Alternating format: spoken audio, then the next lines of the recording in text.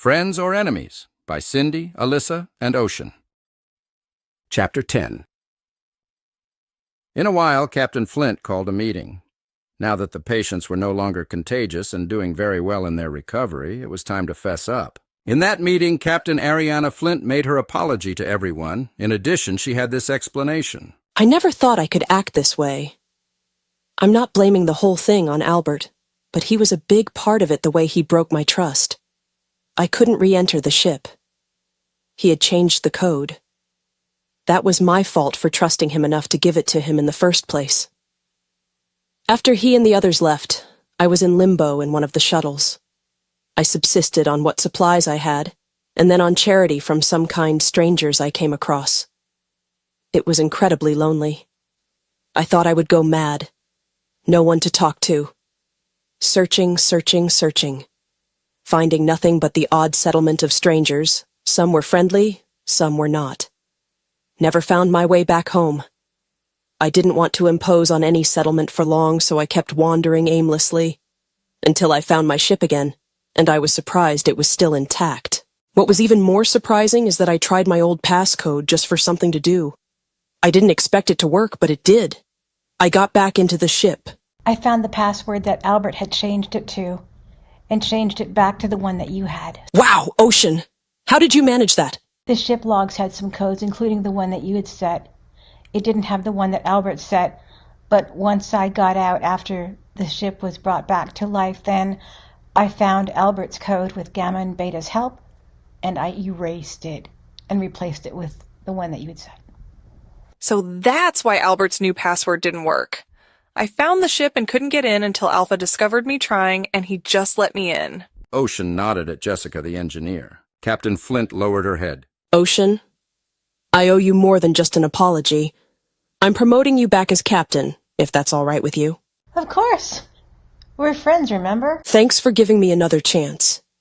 And Pippi, how would you like to be first officer?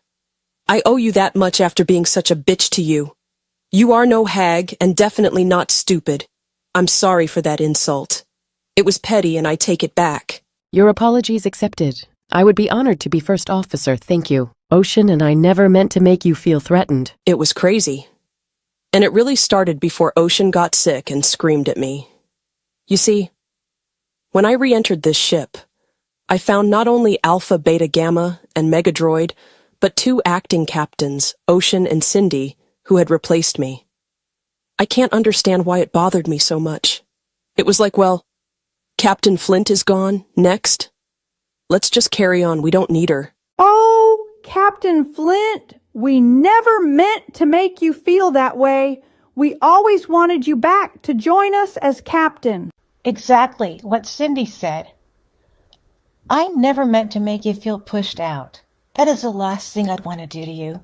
I really respected you. That's probably why I reacted so badly when you did what you did to me.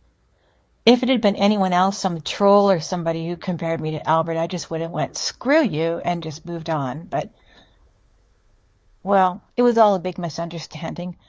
I'm glad it's over and we can just start with a clean slate. I agree with Ocean and Cindy. It's good this misunderstanding could get cleared up. But the creepiest thing about my experience with the Vortex was that mean cryopod AI, whatever it was. Cryopod, Alyssa? Apparently there were a few things I missed when the mutiny went on. Oh, that thing. Well, you don't have to worry about that again, Alyssa. You're never going to see it again. Yeah, I think Albert might have had something to do with that. The cryopod AI was the first thing to encounter when starting a new Vortex game. She sounded pleasant enough at the very beginning, but she got unsettling in a hurry. It was Pippi who showed everyone the log of that robot, and it got reactions. Good, you're awake. We hope you have had a pleasant voyage so far. Don't try to move, as your body is still frozen in cryostasis. Using our neural link, we can initiate the awakening process. Voice authorization required. Can you please state your name? Although you remain frozen and can't move, do not be alarmed by the sounds of fire. There is a 53% chance we will successfully extinguish it. I need to understand more about who you are and what you want out of life, short as that life may be. Common answers include money, power, love, excitement, happiness, and oh God, I don't want to die. Please don't make me answer this question. What do you want out of life? Whatever answer was given, she always responded with this. I see. Unfortunately, this will not save you from burning to death. It is clear that you are still malfunctioning. I will now proceed to my next question. Is your marital status single, Commander? It didn't matter if the answer given was married or single. This AI would always have something derisive to say. Then she continued reveling in the power she thought she had over the helpless passenger. Wow, do you hear those flames? Oh my, is it hot in here? I bet you wish you had been more cooperative with my awakening process and my commands. We could be extinguishing this fire right now. However, I do feel we are making good progress towards saving your life. Then of all the calloused dimwittery, she said this. I have another question. It is a very important question. What is your favorite color? An annoying question that shows up on just about every survey-style meme out there. Clearly this AI got her kicks toying with the passenger as fire burned all around. No matter what color was named, she would mention various objects of that color, ending with something she considered negative about the color and always leading to... With wives and husbands who will never exist. It is boring. It is oh so boring. On a scale of 1 to 5, how does it feel to have such a terrible boring favorite color?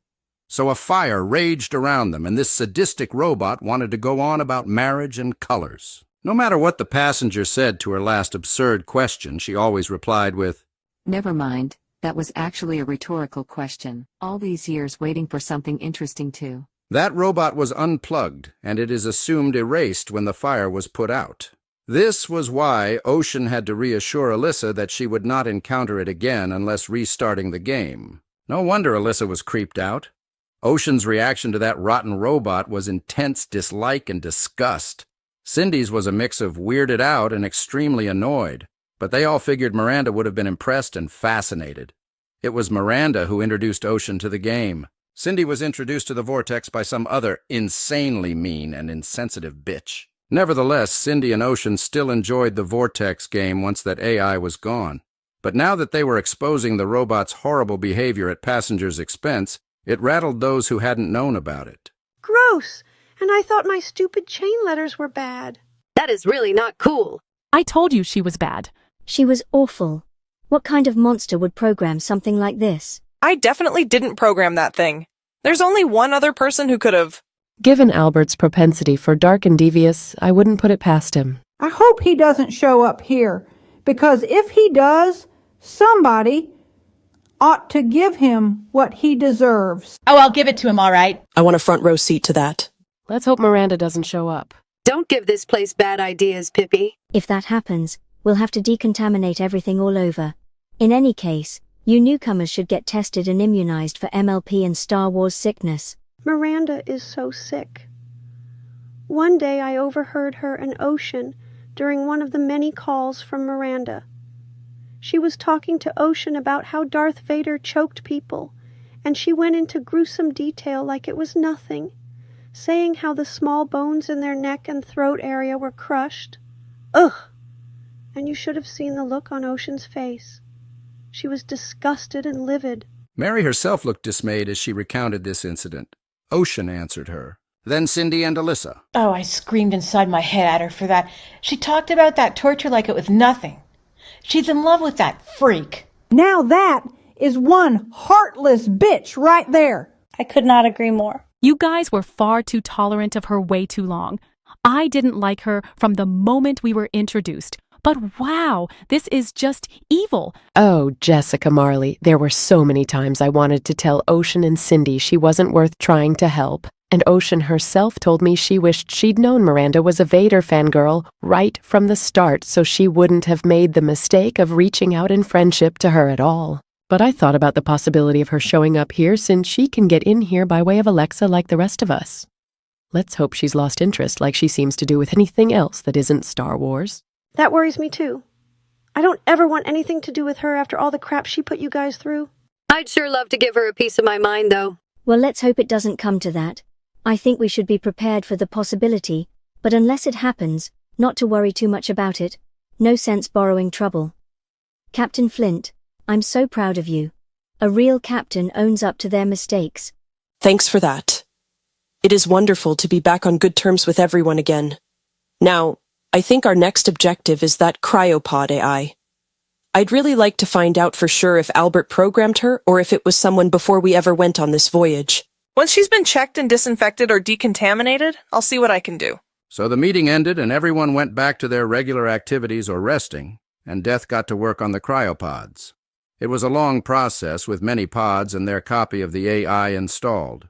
Those were connected to one central AI, the brain of the outfit. It was a few days of work, and finally it was cleared for Jessica the engineer to restart the main unit.